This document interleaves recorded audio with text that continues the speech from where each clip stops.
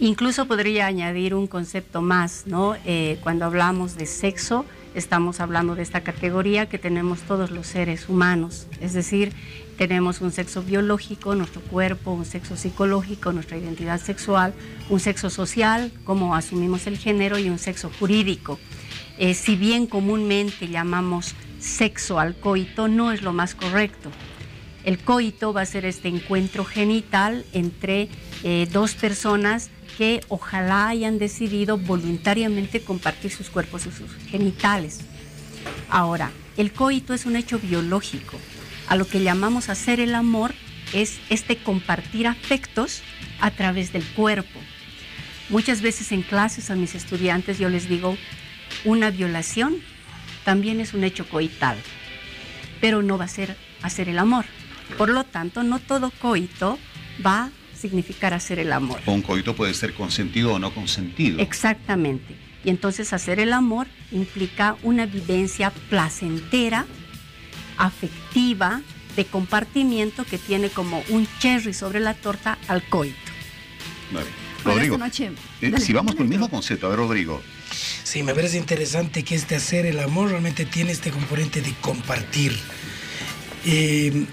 Creo que además es este compartir donde sobran las palabras y donde más bien intercambias este cuerpo, tu cuerpo, los afectos a través de tu cuerpo, y va mucho más allá que simplemente una relación sexual, que bien podría ser una violación, una relación simplemente donde pagas por este servicio sexual. Entonces, más bien el hacer el amor comprende a dos personas que deciden además compartir también esto.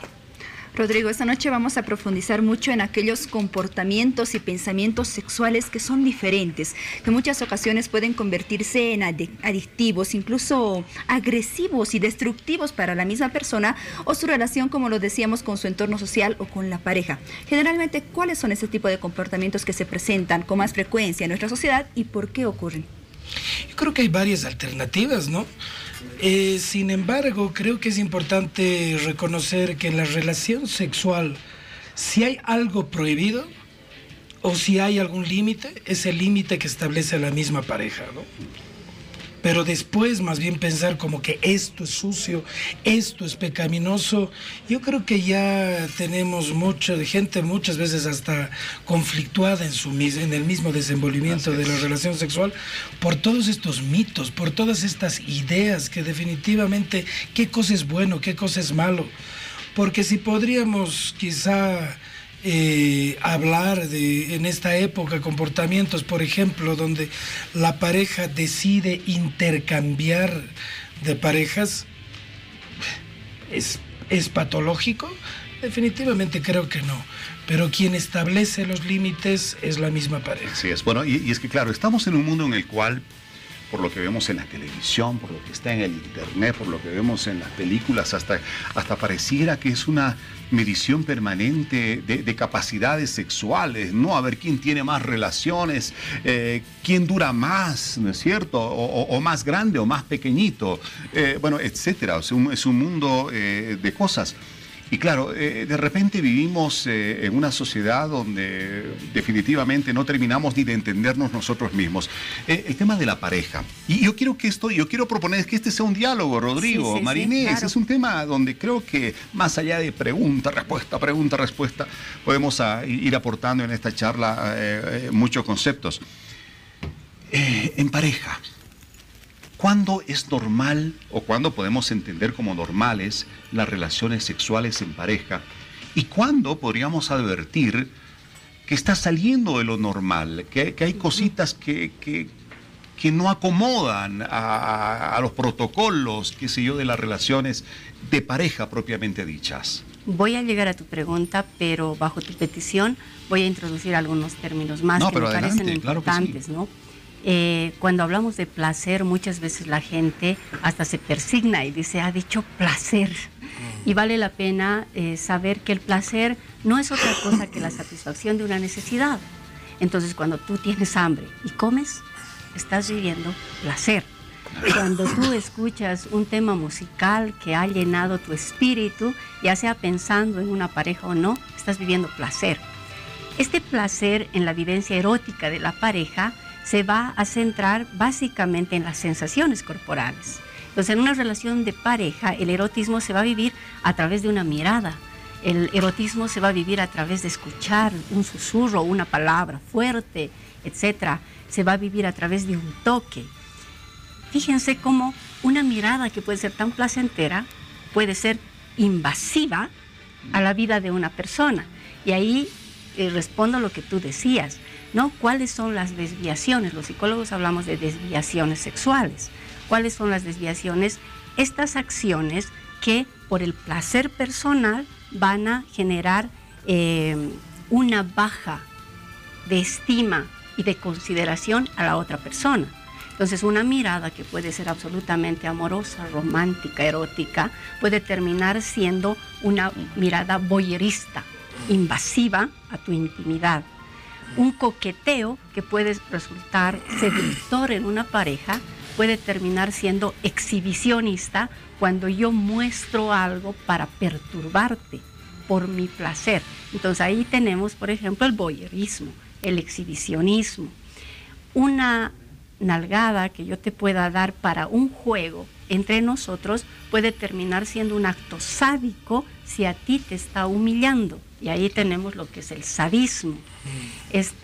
Una solicitud de dime una palabra fuerte que me ponga en una situación delicada, que pueda ser un juego para una pareja, puede terminar siendo humillante para la otra, y ahí estamos hablando de lo que significa el masoquismo. Así es. Entonces, estas son las desviaciones. Dentro de estas desviaciones, bueno, no sé si está dentro de estas desviaciones, por eso yo les pregunto a ustedes, hay muchos programas que existen en nuestro país que aseguran ayudar a algunas personas a recuperarse cuando estas tienen adicción a la actividad sexual. ¿Cómo podríamos referirnos a esto, Rodrigo? ¿Cómo se puede determinar la adicción a la actividad sexual?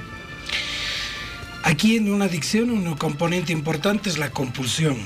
Y la compulsión es definitivamente no poder postergar el deseo, ¿no es cierto? Entonces, cuando yo no puedo postergar el deseo, quiero ahora y lo quiero en este momento y lo quiero de esta manera, ¿no es cierto?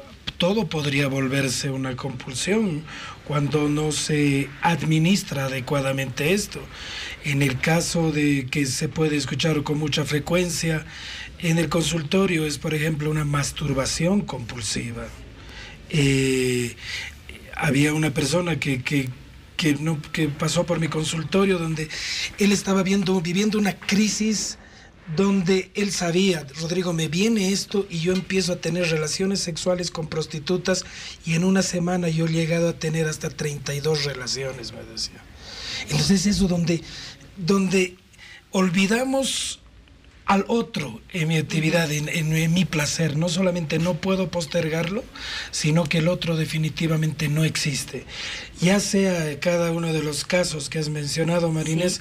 Aquí si algo podemos ver un patrón en común es que el otro no existe y no es algo consentido, ¿no es cierto? Sí. Yo no te invito a ser parte de esto, sino que yo más bien invado tus derechos, definitivamente te uso, te cosifico, ¿no es cierto? Donde yo tengo una necesidad, esta necesidad es impostergable y tú simplemente eres una cosa que me sirve para...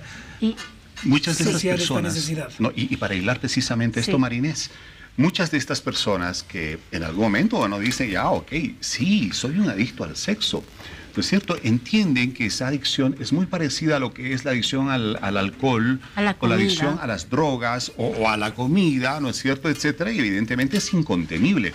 Y claro, cuando hablamos de adicción al alcohol o a las drogas, en algún momento eso te lleva a cometer errores bastante graves que rayan con el delito. Cuando uno es adicto al sexo y no puede contener esa necesidad de satisfacerse sexualmente, también estamos en el riesgo de cruzar ese umbral, ese límite y llegar inclusive al delito. Mira, aportando un poco a lo que decía Rodrigo, ¿por qué tenemos una compulsión? ¿Por qué tenemos una adicción, tomando esto que tú dices, ¿no? Porque tenemos terror mirarnos a nosotros mismos. Y entonces nos distraemos afuera con cualquier situación. Y por supuesto, aquellas situaciones que nos generen un placer momentáneo van a ser las más distractivas. Por eso la gente come para no sentir este vacío personal. Por eso la gente bebe para no hacerse responsable de sus vivencias. Y por eso una persona puede masturbarse, siendo la masturbación una práctica de exploración natural, puede terminar siendo compulsiva para tener estos pequeños momentos de placer que le hagan evadirse de lo que significa su miedo a tener pareja, de lo que significa su miedo a enfrentar su cuerpo. Y pero en no pareja... Perdón, María Inés, si sí. me permites, porque definitivamente es un miedo a uno mismo. Así es. Y cualquiera de estas adicciones, porque a veces hay que entender las adicciones con sustancia o sin sustancia, ¿no es cierto? Porque también hay adicciones ahí. Es como inventarme una cueva donde yo me escondo no solamente para no reconocerme, inclusive para no ver mi cotidianidad, para no ver mi vida. ¿Te ubicas? Es la mujer que yo amaba ya no me ama, ahora chupo como bestia, ¿no es cierto? O de por ahí tengo relaciones sexuales porque, qué sé yo, o fumo marihuana, o compro compulsivamente, o me escondo en la pornografía, en el internet, o a través de las nuevas tecnologías, pero siempre es un esconder la cabeza a la realidad que le tengo tanto miedo, a mi realidad, a mi vida misma, ¿no? Ese miedo a vivir. En este caso, sí. Disculpa, María Inés, en este caso, Rodrigo, ¿las personas ya nacen con cierta predisposición a poder ser adictos al sexo o se van convirtiendo a través de los años por ciertos factores? Yo soy siempre convencido, yo siempre estoy convencido de que el ser humano tiene la capacidad de elegir, de decidir.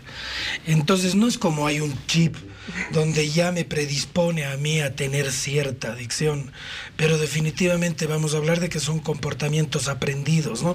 Ante esta necesidad estoy totalmente ansioso porque mañana no sé qué cosa va a pasar en la oficina, ¿qué es lo primero que hago? De por ahí me olvidaré de todo. Miré a tal prostíbulo y miré a Ferrer, pero son puertas de escape, como dicen en el cine, ¿no es cierto? Esas puertas de escape que he aprendido a que el placer inmediato puede aliviarme de ese tener que mirar la realidad de frente. Sobre eso